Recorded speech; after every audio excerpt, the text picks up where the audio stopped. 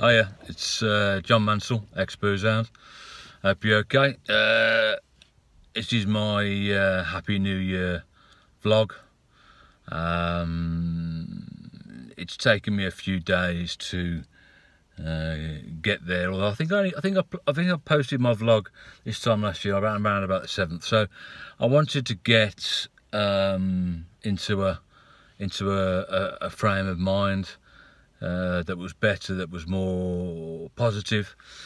And over the last few days and the last days of last year as well, I thought a lot about what I wanted to say in the first vlog of 2021. And well, towards the end of the year, all you could hear was fingers crossed for 2021 being better, and well, it ain't really started off much better, has it? Which I think was obviously to be expected. One of the things that I decided that I would talk about today is a phrase, a photograph, a picture, an image that I found on the internet many years ago. And the phrase, the actual phrase was, the most dangerous phrase in the language is, "We've always done it this way." Now, I think it's a great saying. I don't think it's grammatically correct. I think it should be the most dangerous phrase in our language is, "We've always done it this way." And I've used that, and I'll post the picture. I'll use the original picture that I found originally, just because I'm a creature of habits. I found that a really interesting and really powerful statement, and I think it holds even more power now. I am worried.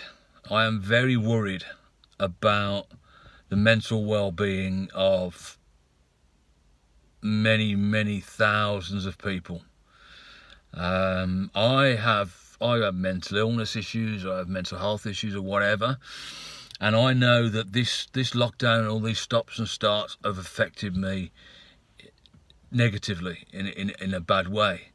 But the thing with where I'm at is I've had many years of practice of keeping going, and getting through phase after phase of mania, being heightened, depression, anxiety, stress, crippling clinical depression.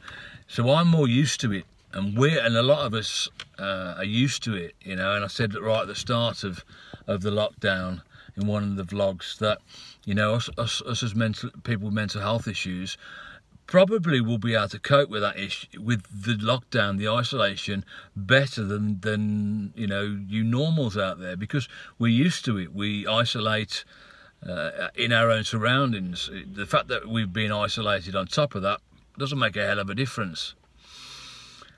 And so I'm really worried about if it's affecting me negatively, and I know how to cope and how to deal with life like this.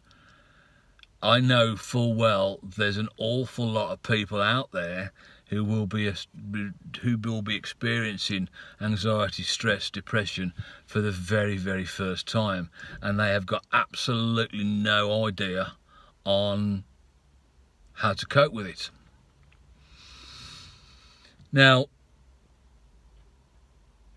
obviously, at the moment, our NHS, our adult social care, our social workers, our carers, our you know, everybody out there who is in the system to support us with mental health or addiction or mental illness or learning difficulties or whatever it is, whatever the organisation is they will be doing the very best they can.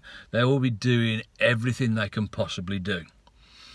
And I've said this before, and I mentioned it in the book.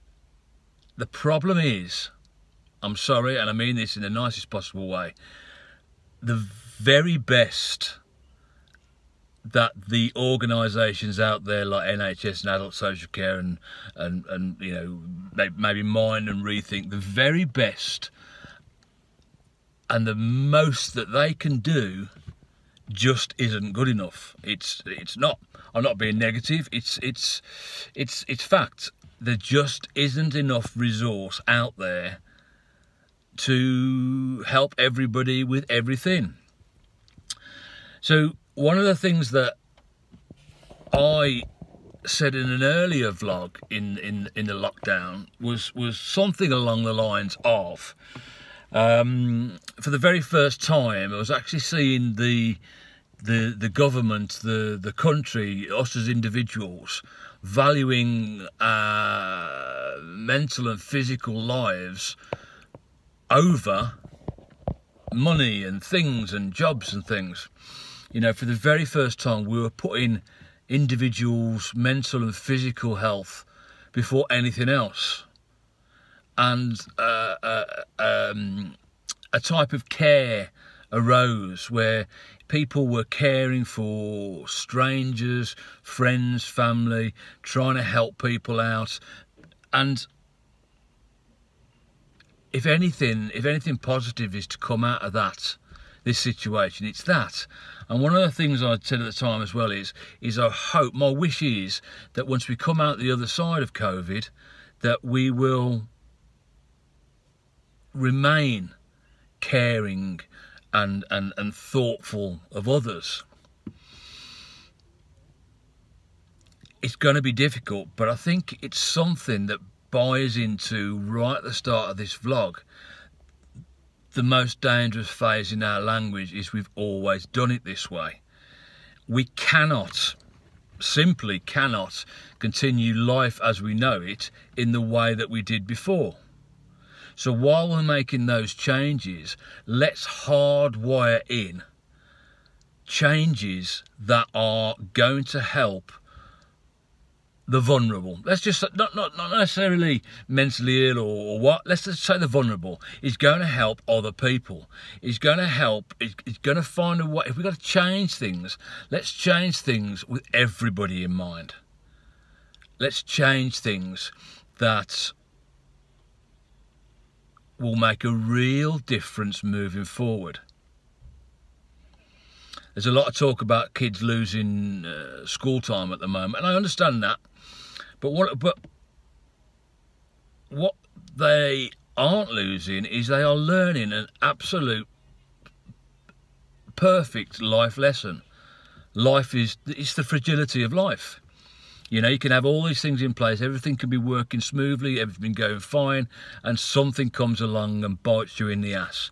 Now, as it happens this time, it's COVID. It's biting everybody in the ass. But mental illness, physical illness, they can come along and they can change your plans overnight, and they can change them for months and months and months to come. So surely children are learning a really important life lesson there.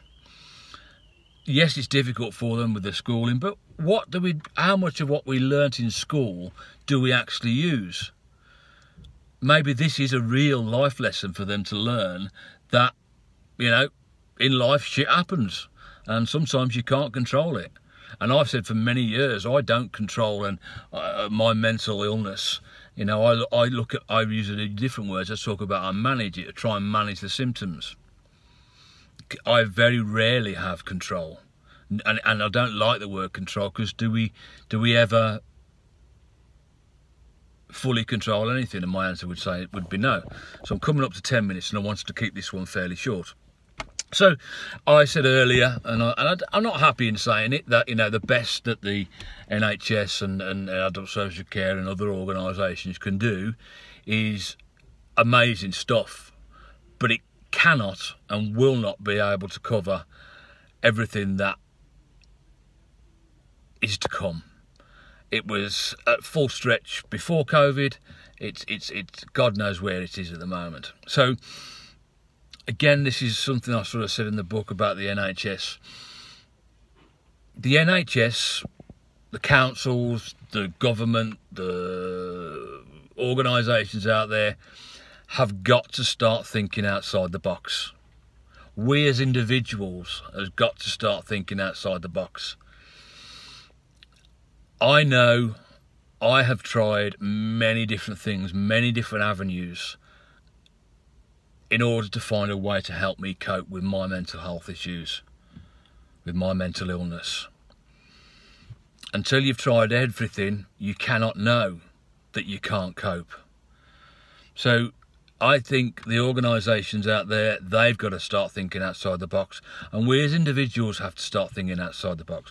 We have to find new ways of supporting ourselves and supporting others. We have to make sure that we keep that COVID care in our DNA. And we have to move forward while we're making changes, huge changes. We have to make the right changes for everybody. And that needs to include those with mental illness, physical illness, learning difficulties. You know, there's all this talk about sort of discrepancy of, what's the word? Bloody hell, this has ruined this, hasn't it? All this talk about that sort of discrimination and the age in the monetary factors and all that sort of stuff. Discrimination is not the right word, but anyway, we need to take this time to balance things out. We need to, when we're making these huge changes, we need to make sure everybody's included, and that's really important. And I think, I'm going to say it one more time and then I'm going to shut up. We have to look at other opportunities and other directions and other things that we can do as a people to look out for other people. We can seek help for ourselves via a different route. We can offer our care and our love and our humanness to other people. We've got to remember to keep remembering other people. And I know I've whittled on now, but we've all got to start thinking outside the box. We've all got to think of new ways, and when we are making these changes, we've got to make it inclusive. Everybody, this is our chance to make the world a better place off of the back of a real horrendous situation. Anyway, enjoy the good and ride out the bad. I will catch you soon, and see you later. Bye bye.